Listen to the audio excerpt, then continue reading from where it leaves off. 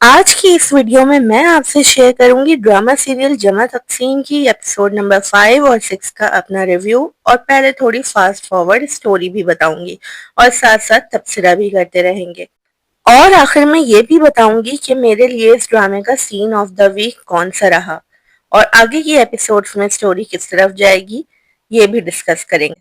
लेकिन अगर आपने अभी तक मेरा चैनल सब्सक्राइब नहीं किया है तो प्लीज सब्सक्राइब जरूर कर लें ताकि हम इसी तरह ड्रामों पे गप्पे लगाते रहें। तो चले स्टोरी शुरू करते हैं।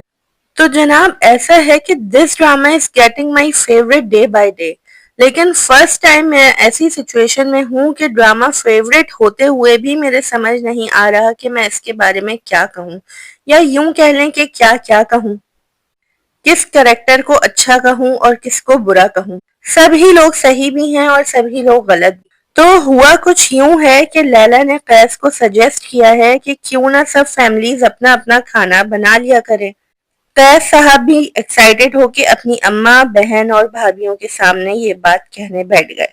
और हुआ वही जिसका डर था कि बतंगड़ बन गया कि ये क्या आते ही बोल दिया बहू ने। किचन अलग करने की बात कर दी, कैस को हमसे दूर करने की बात कर दी, बेटे को माँ बाप से जुदा करने का बोल रही है। आते ही लड़की ने रंग दिखा दिए, जबकि लैला बेचारी ने तो अच्छे सेंस में कहा था।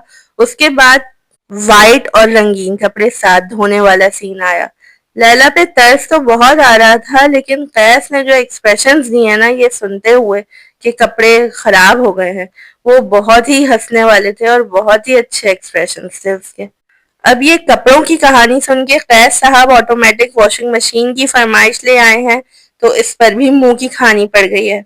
ऊपर से ये बड़ी भाभी निघत जो है ये मजीद जल्दी पे तेल का काम करती रहती हैं, कोई मौका हाथ से नहीं जाने देती जान जलाने के और आग लगाने के लिए। तो ऑटोमेटिक मशीन की रिक्वेस्ट तो हो गई फ्लॉप। अब बात आई मैके कपड़े ले जाने की, तो उस पे भी सबको बुरा लगा है। फिर दूसरा मसला तो वो चल ही रहा है कि खाना पकाना नहीं आ रहा है, ना ही कोई प्रॉपर गाइडेंस मिल रही है बेचारी को। आखिर लैला करे तो क्या करे। तो अब इन दो एपिसोड्स को देखने के बाद मैंने अपने ही आप से सवाल किया कि इस केस में कौन गलत है और कौन सही है। देखिए, घर वालों के अपने पर्सपेक्टिव्स हैं। वहां थिंकिंग ये है कि बहू घर आई है तो पूरा काम वही करेगी जैसे बाकी बहुओं ने किया है और सीखा है। और दूसरी तरफ छोटी बहू को देखें तो वो आई ही बिल्कुल अलग माहौल से है। उसने अपनी माँ को कभी कुछ काम करते नहीं देखा, ना ही किसी ने कुछ सिखाया उसको। अब वो इस फैमिली में एडजस्ट होना चाहती है, लेकिन ना ही कोई सपोर्ट है, ना ही कोई काम आ रहा है। उसकी लाख कोशिशों के बावजूद भी वो एट लास्ट फेल ही हो जाती है। ऐसा नहीं है कि वो इस फैमिली में एडजस्ट नहीं होना चाहती है, she wants to be with them. लेकिन ये toxic family politics with zero guidance is during the life of and time of everyone. तो मेरा सवाल अब भी वही है कि इस फैमिली में कौन सही है और कौन गलत। तो मेरा जवाब ये है कि दोनों पार्टी सही हैं, ये शादी गलत है। हमने हमेशा अपने बुजुर्गों से सुना कि शादी हमेशा हम पल्ला या अपनी बराबरी के लोगों में करना चाहिए। अब यहाँ बराबरी का मतलब सिर्फ रुपये और पैसे की बराबरी नहीं है, ये बराबरी है रहन सहन की। और जिस खानदान में लड़की ने जाना है उन दोनों का लाइफ स्टाइल जितना एक दूसरे से करीब तर होगा उतना लड़की के लिए एडजस्ट करना आसान होगा और लड़की को ससुराल वालों को एक्सेप्ट करना भी। Laila is a sweet and kind hearted girl, लेकिन बात यह है कि उसको इस माहौल में रहना ही नहीं आ रहा है। वो जिस एनवायरनमेंट से आई है वहां उसने ये सब देखा ही नहीं है। उसको लाइफ का ये साइड ही नहीं पता है कि इस तरीके से भी रहा जाता है, घर में इस तरीके से भी काम किया जा सकता है। इस फैमिली का जो लाइफ स्टाइल है वो उसके लैला के निहायत इनोसेंट होने और खुश अखलाक होने के बावजूद भी उसकी रेपुटेशन वहां पे जीरो ही है। क्योंकि जिस माहौल में अब लैला आ गई है उस माहौल के लिए ये बात नाकाबिले कबूल है कि कोई लड़की ऐसी भी होती है कि उसको घर का कोई काम ही ना करना आता हो। अब इन चालाकियों और ढेरों एक्सपेक्टेशंस के दलदल में कैसे सरवाइव करेगी लैला ये आगे की एपिसोड्स में पता चलेगा। वैसे मुझे फर्स्ट टाइम ये हीरो साहब क्या एक्चुअल नाम है इनका, ड्रामे में तो इनका नाम कैस है, जो कैस का रोल प्ले कर रहे हैं। इसकी एक्टिंग बहुत अच्छी और नेचुरल लगी है मुझे।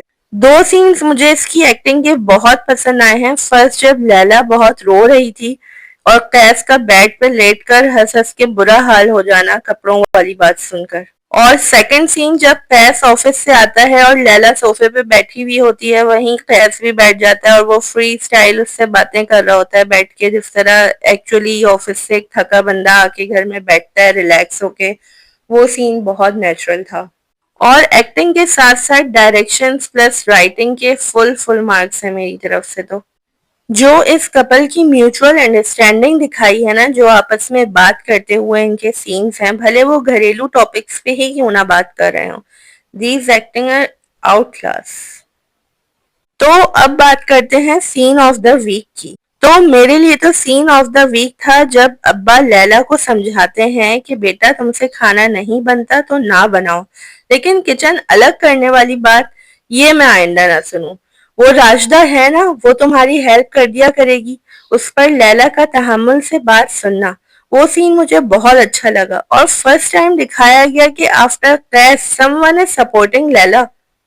جب بندہ کسی وجہ سے شدید اسٹریس میں ہو اور اس ٹائپ کی مورل سپورٹ آتی ہے نا، تو بندے کا دل بہت بڑا ہو جاتا ہے۔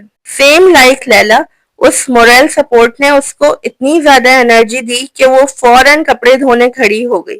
جس کام کو وہ سب سے زیادہ بھاگ رہی تھی، جس سے وہ کرنے کی انرجی آ گئی اس میں۔ خیر اب نیکسٹ ایپیسوڈ سے مجھے ایسا لگتا ہے کہ جو راشدہ کی بیٹی ہے سدرا اور ذیشان کا ہیراسمنٹ والا جو کیس ہے، اس کی مزید ڈیٹیلز شو کی جائیں گی۔ تو جب تک کے لیے اللہ حافظ۔